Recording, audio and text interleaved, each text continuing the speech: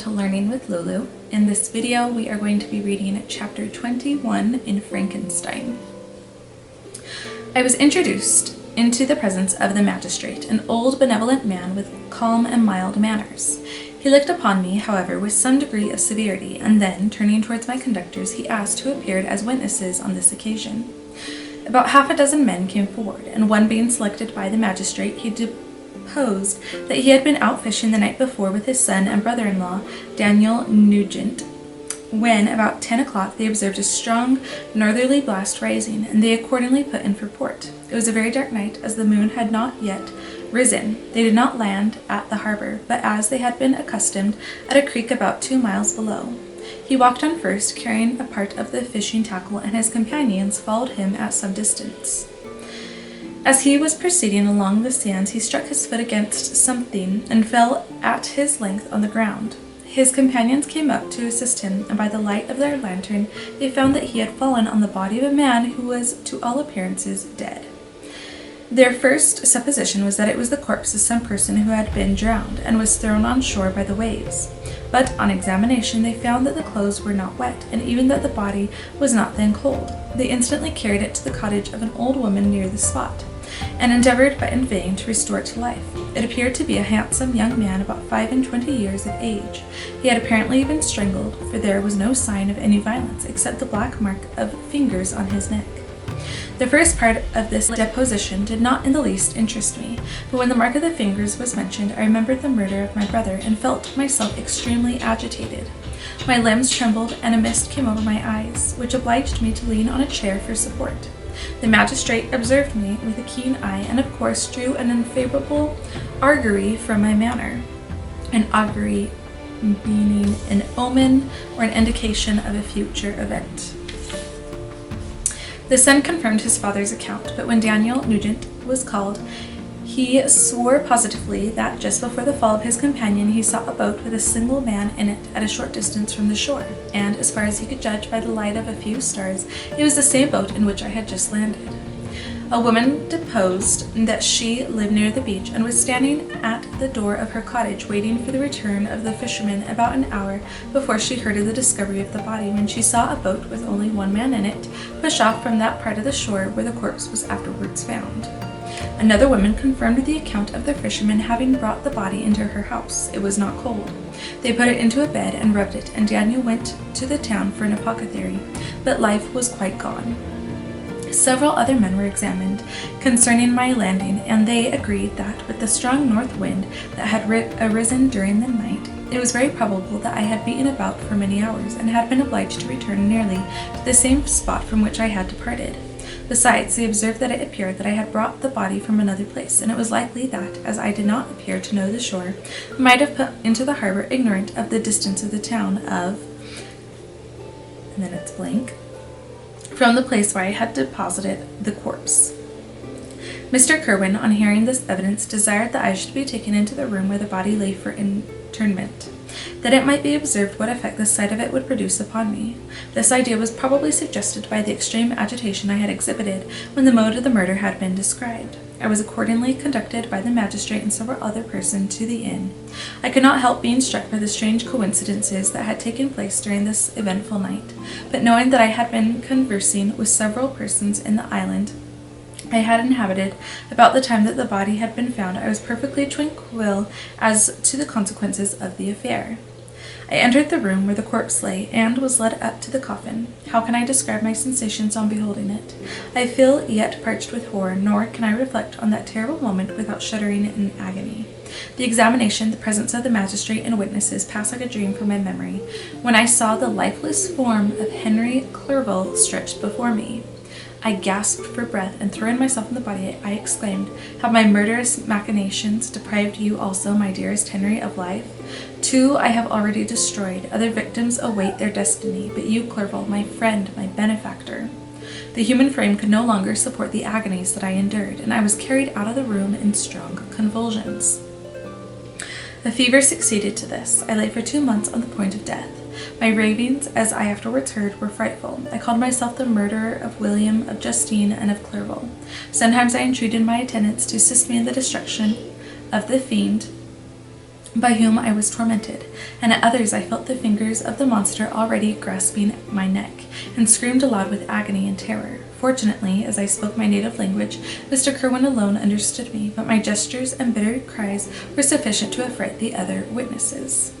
Why did I not die? More miserable than man ever was before, why did I not sink into forgetfulness and rest? Death snatches away many blooming children, the only hopes of their doting parents. How many brides and youthful lovers have been one day in the bloom of health and hope, and the next a prey for worms and the decay of the tomb. Oh, what materials was I made that I could thus resist so many shocks, which, like the turning of the wheel, continually renewed the torture. But I was doomed to live, and in 2 months found myself as awaking from a dream in a prison, stretched on a wretched bed, surrounded by gaolers, turnkeys, bolts, and all the miserable apparatus of a dungeon. It was morning, I remember, when I thus awoke to understanding. I had forgotten the particulars of what had happened, and only felt as if some great misfortune had suddenly overwhelmed me. But when I looked around and saw the barred windows and the squalidness of the room in which I was, all flashed across my memory, and I groaned bitterly. This sound disturbed an old woman who was sleeping in a chair beside me. She was a hired nurse, the wife of one of the turnkeys, and her countenance expressed all those bad qualities which often characterize that class. The lines of her face were hard and rude, like that of persons accustomed to see without sympathizing in sights of misery. Her tone expressed her entire indifference. She addressed me in English, and the voice struck me as one that I had heard during my sufferings. "Are you better now, sir?" said she. I replied in the same language with a feeble voice, "I believe I am, but if it be all true, if indeed I did not dream, I am sorry that I am still alive to feel this misery and horror." "For that matter," replied the old woman, "if you mean about the gentleman you murdered, I believe that it were better for you if you were dead, for I fancy it will go hard with you. However, that's none of my business. I am sent to nurse you and get you well. I do my duty with a safe conscience. It were well if everybody did the same." I turned with loathing from the woman who could utter so unfeeling a speech to a person just saved on the very edge of death. But I felt languid and unable to reflect on all that had passed. The whole series of my life appeared to me as a dream. I sometimes doubted if indeed it were all true, for it never presented itself to my mind with the force of reality. As the images that floated before me became more distinct, I grew feverish. A darkness pressed around me. No one was near me who soothed me with the gentle voice of love. No dear hand supported me.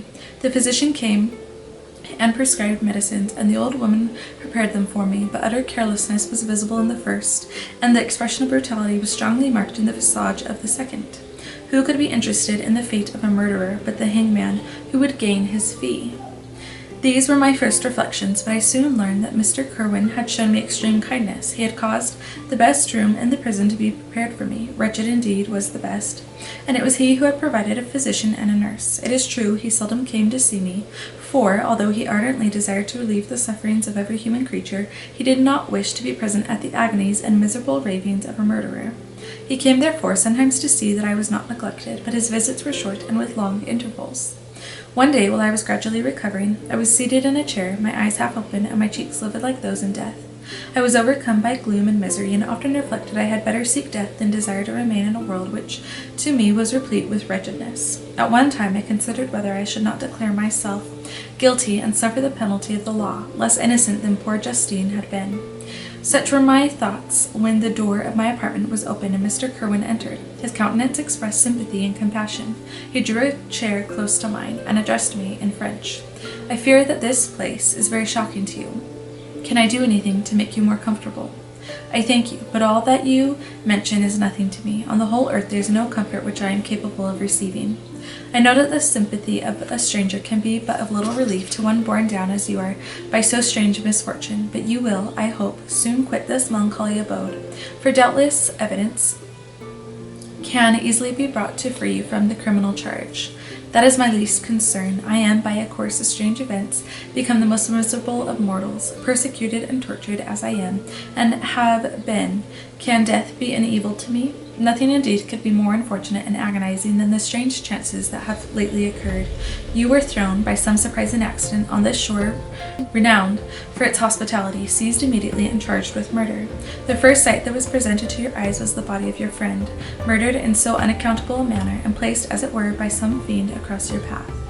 As Mr. Kerwin said this, notwithstanding the agitation I endured on this retrospect of my sufferings, I also felt considerable surprise at the knowledge he seemed to possess concerning me. I suppose some astonishment was exhibited in my countenance, for Mr. Kerwin hastened to say, "Immediately upon your being taken ill, all the papers that were on your person were brought me, and I examined them that I might discover some trace by which I could send to your relations an account of your misfortune and illness. I found several letters, and among others, one which I discovered from its commencement to be from your father. I instantly wrote to Geneva. Nearly 2 months have elapsed since the departure of my letter.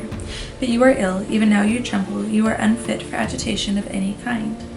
This suspense is 1,000 times worse than the most horrible event. Tell me what new scene of death has been acted, and whose murder I am now to lament." "Your family is perfectly well," said Mr. Kerwin with gentleness, "and someone, a friend, is come to visit you." I know not by what chain of thought the idea presented itself, but it instantly darted into my mind that the murderer had come to mock at my misery and taunt me with the death of Clerval, as a new incitement for me to comply with his hellish desires. I put my hand before my eyes and cried out in agony, "Oh, take him away, I cannot see him, for God's sake do not let him enter."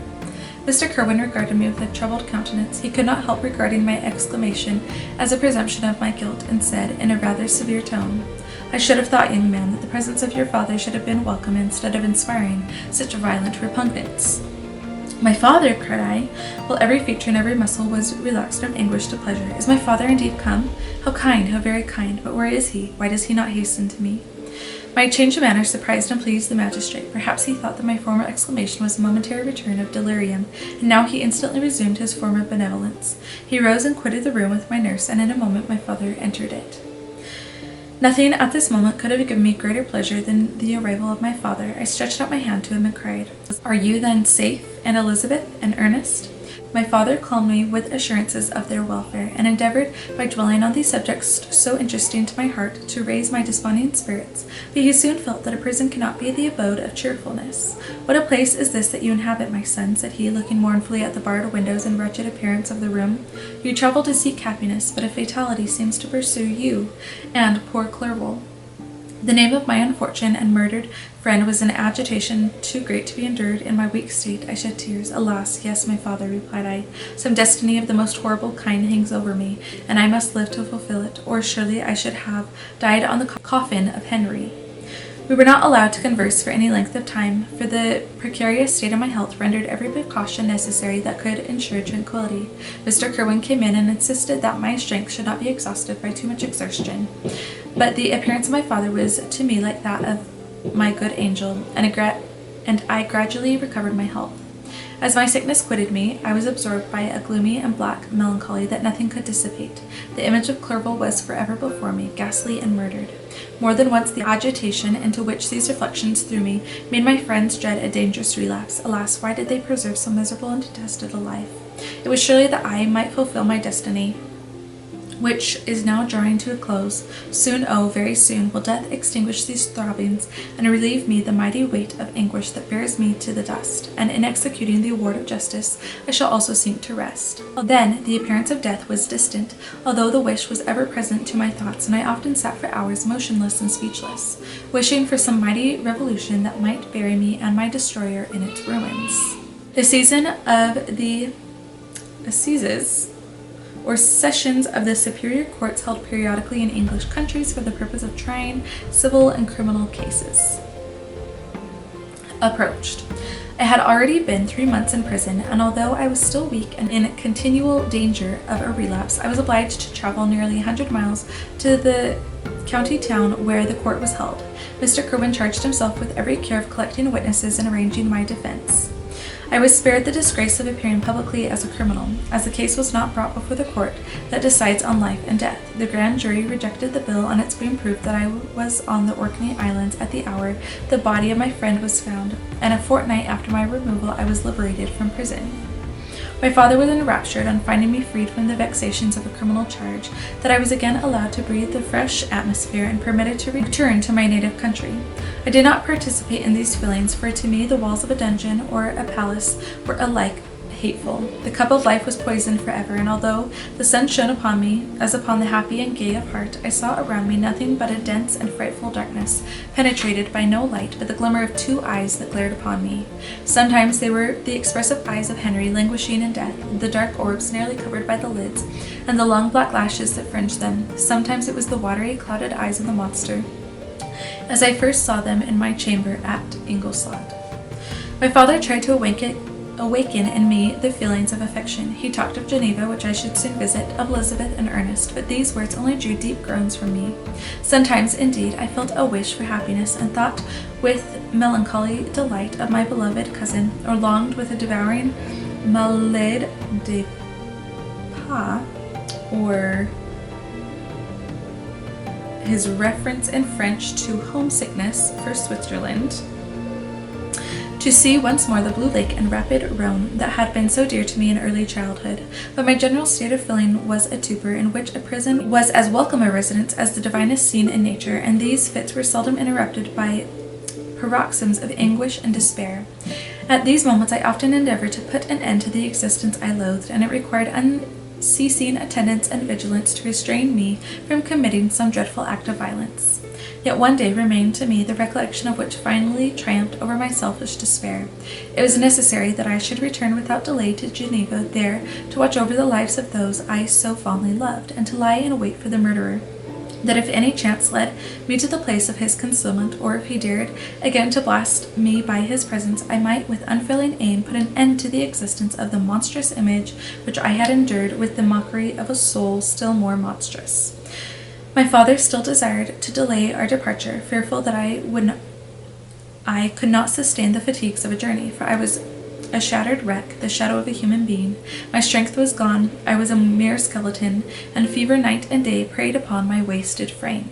Still, as I urged our leaving Ireland with such inquietude and impatience, my father thought it best to yield.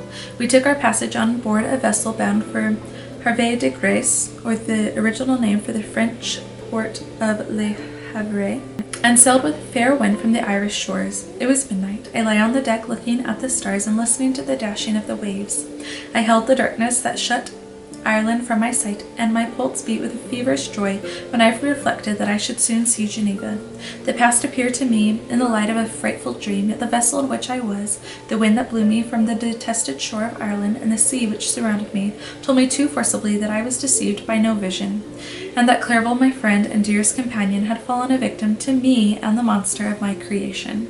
I repassed in my memory my whole life, my quiet happiness while residing with my family in Geneva, the death of my mother, and my departure for Ingolstadt. I remembered shuddering the mad enthusiasm that hurried me on to the creation of my hideous enemy, and I called to mind the night in which he first lived. I was unable to pursue the train of thought. 1,000 feelings pressed upon me, and I wept bitterly. Ever since my recovery from the fever, I had been in the custom of taking every night a small quantity of laudanum, for it was by means of this drug only that I was enabled to gain the rest necessary for the preservation of life. Oppressed by the recollection of my various misfortunes, I now swallowed double my usual quantity and soon slept profoundly, but sleep did not afford me respite from my thought and misery. My dreams presented 1,000 objects that scared me. Towards morning, I was possessed by a kind of nightmare. I felt the fiend's grasp in my neck and could not free myself from it. Groans and cries rung in my ears. My father, who was watching over me, perceiving my restlessness, awoke me. The dashing waves were around me, the cloudy sky above. The fiend was not here. A sense of security, a feeling that a truce was established between the present hour and the irresistible, disastrous future, imparted to me a kind of calm forgetfulness of which the human mind is by its structure peculiarly susceptible. So, there was chapter 21 of Frankenstein.